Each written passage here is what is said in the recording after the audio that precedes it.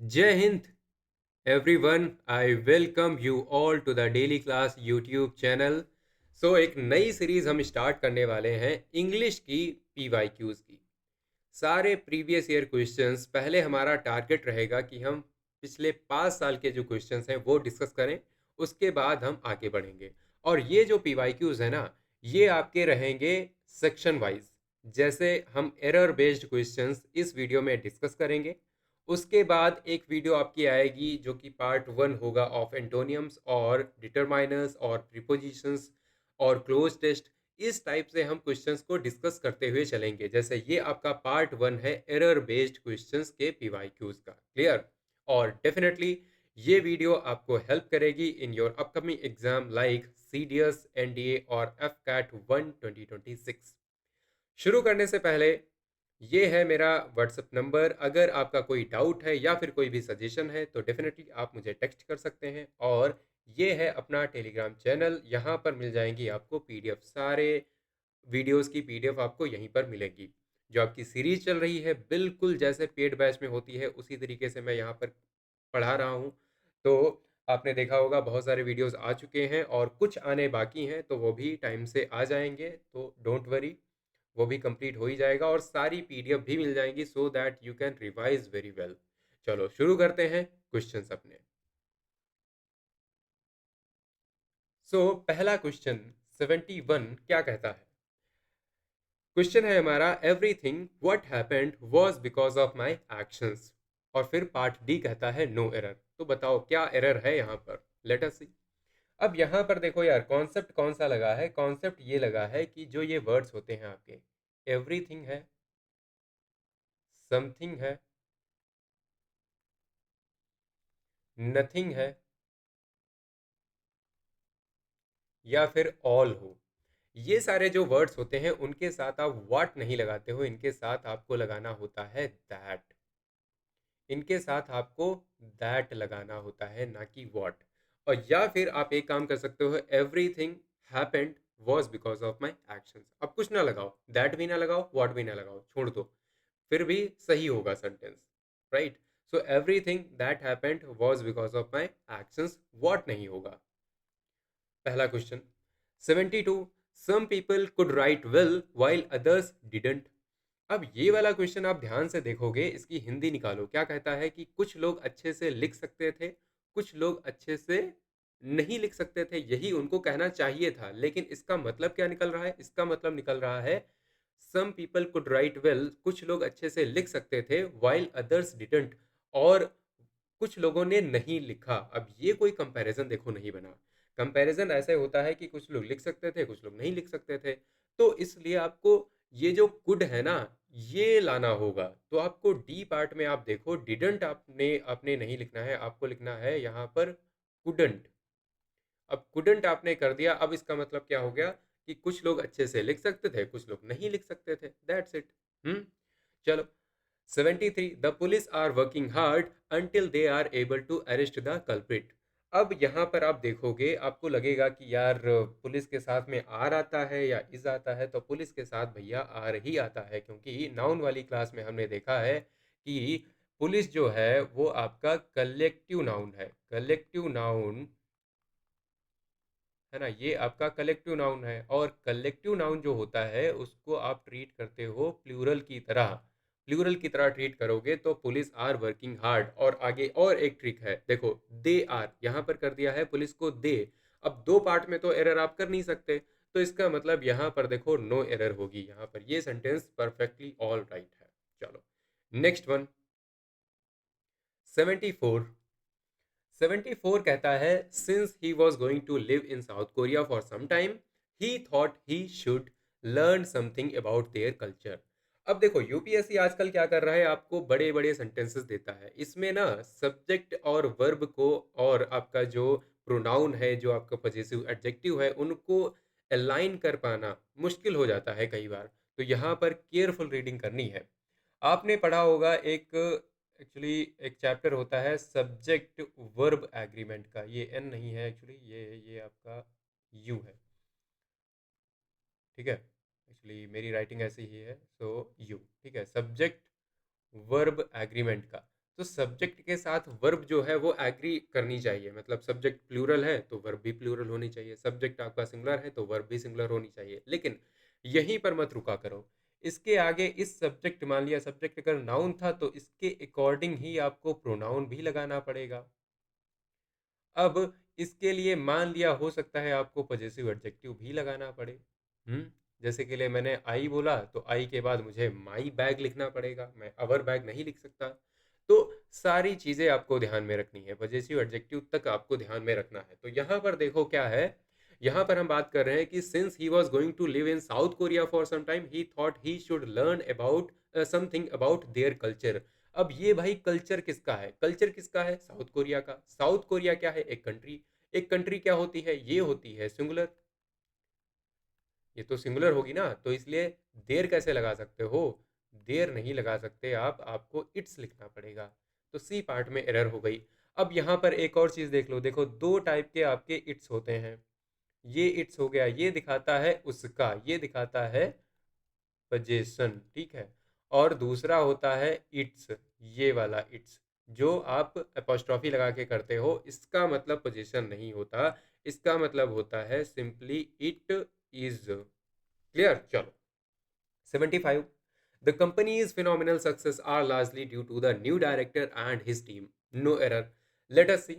Let us see. यहाँ पर क्या है, the company is phenomenal success. अब फिनोमिनल सक्सेस ये आपका पूरा सब्जेक्ट हो गया, ये सब्जेक्ट आपका क्या है, सक्सेस।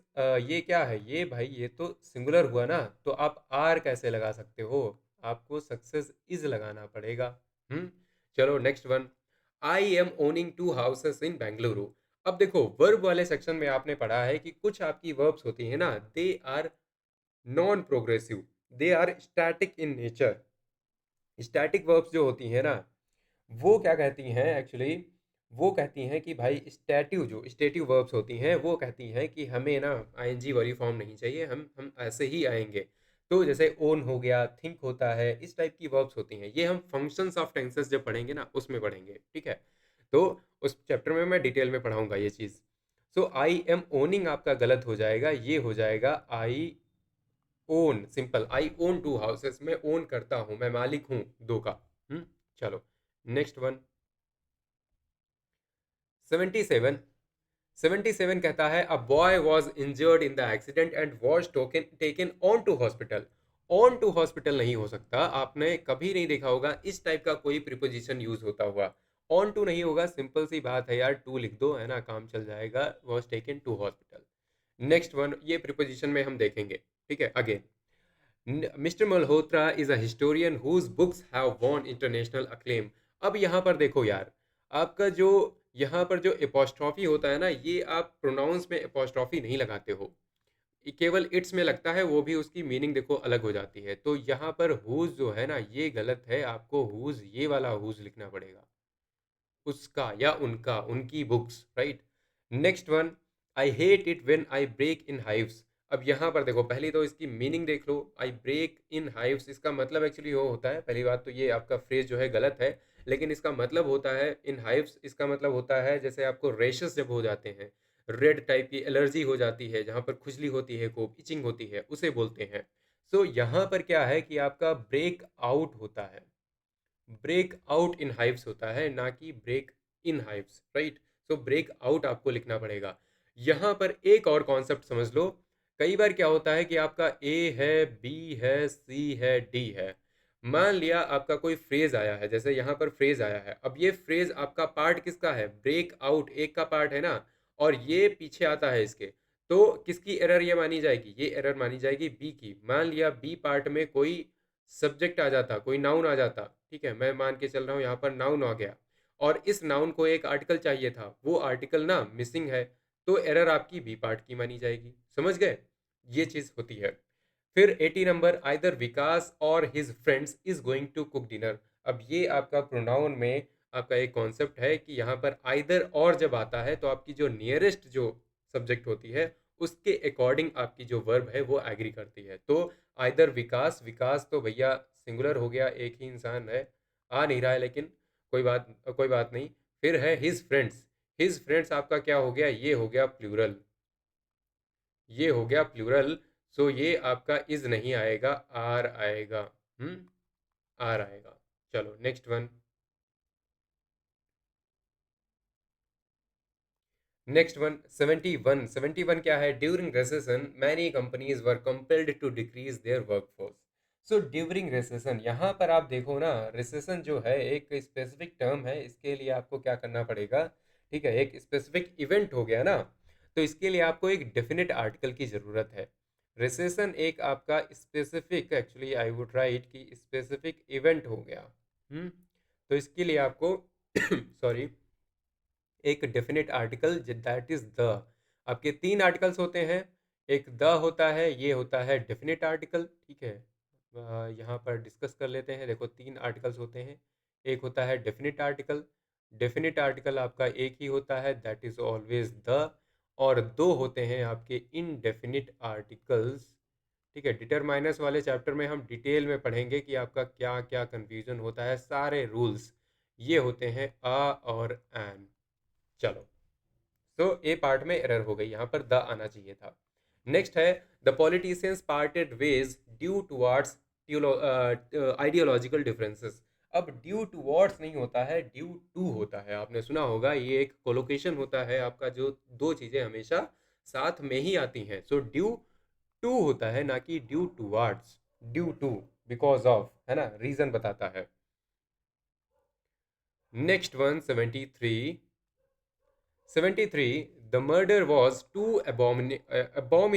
abominable to described। अब यहाँ पर ये जो होता है ना टू डिस्क्राइब्ड, अब ये आपका जो इन्फिनिटिव होता है, इन्फिनिटिव, आपने अभी एक क्लास करी होगी, है ना, इन्फिनिटिव। ठीक है, इन्फिनिटिव आपका जो होता है that is always two plus verb की फर्स्ट फॉर्म,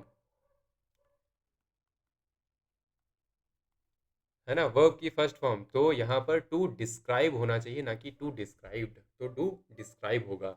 नेक्स्ट है एबोमिनेबल, मतलब होता है बहुत ही गंदा सा, बहुत ही घृणा करने वाला, बहुत ही अजीब सा। नेक्स्ट है each new word in this book have a different meaning. Each new word in this book have a different meaning, तो ये भी आपने प्रोनाउन में कर लिया है। ईच के बाद में, ईच को एक्चुअली हम सिंगुलर की तरह ही ट्रीट करते हैं। ईच के बाद में सिंगुलर नाउन आता है, फिर आपकी सिंगुलर वर्ब भी आती है, तो यहाँ पर हैज़ नहीं, हैज़ आना चाहिए, है ना, हैव नहीं, हैज़ आना चाहिए। Has a different meaning. Next आपका 75, the news regarding the earthquake survivors are very disturbing. अब यहाँ पर क्या डिस्टर्बिंग है? न्यूज़। न्यूज़ आपका क्या होता है? न्यूज़ आपका सिंगुलर होता है, अगेन आपका सिंगुलर होता है, इसलिए इज आएगा, इज वेरी डिस्टर्बिंग। चलो next one 76। 76 is these equipments must have cost a Fortune. So these equipments, अब यहाँ पर कुछ आपके वर्ड्स होते हैं जो कि इस वाली फॉर्म में नहीं लिखे जाते, वो अपने आप में एक्चुअली बता देते हैं कि हाँ हम प्लूरल हैं।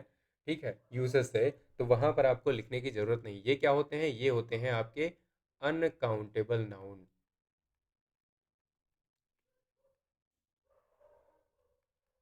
अनकाउंटेबल नाउन होता है, तो यहाँ पर इक्विपमेंट होगा, ना कि equipments. 77, Prateek doesn't look well, doesn't he. अब ये आपका क्वेश्चन टैग का है, ये भी आपका एक चैप्टर बनता है जिसको मैं करवाऊंगा एक वीडियो, अभी ये इसका वीडियो अभी बाकी है आना। सो प्रतीक डजंट, अब यहाँ पर सेंटेंस, जो मेन सेंटेंस है ना, उसका आपको ऑपोजिट आता है। अगर सेंटेंस आपका निगेटिव में है तो आपका जो क्वेश्चन टैग है, क्वेश्चन टैग ये होता है, तो ये पॉजिटिव में आएगा। अगर आपका सेंटेंस निगेटिव में है, मतलब निगेटिव में है, तो ये पॉजिटिव आएगा। अगर ये पॉजिटिव है तो ये निगेटिव में आएगा। तो यहाँ पे ऑलरेडी आपका क्या है, पॉजिटिव में आ रखा है, तो इसलिए वी विल से कि यहाँ पर डज ही होना चाहिए, डज ही होना चाहिए, ना कि डजंट ही।